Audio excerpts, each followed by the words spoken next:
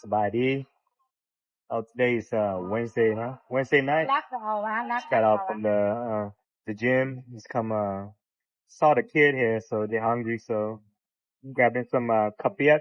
Let's see how it tastes like.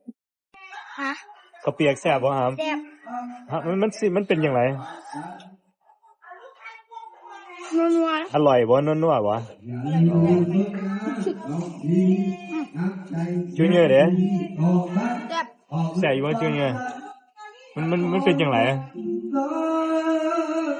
ลายในปากแซ่บ มันได้สากแซ่บบ่นากเลยน่ะ แซ่บ มันเป็นจังได๋รสชาติมันเป็นจังไดน่ะ ออกเผ็ดๆเอาเผ็ดๆ จะใส่หมกเผ็ดหลายติ เผ็ด3บวง มัน3บวงบ่เนาะ ใหญ่ นี่เนาะ โทษ3บวง น้ำมัน Yeah, just they saw me today. It's like แต่เนาะ they got hungry, so let's go sit down and eat kapiak with them.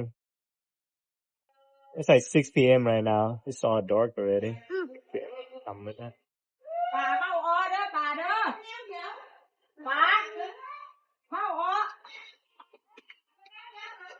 ย่อยสายลมปัดเป่า เอ้ยห้านเอื้อยอีหยังนี่น่ะ ฮะ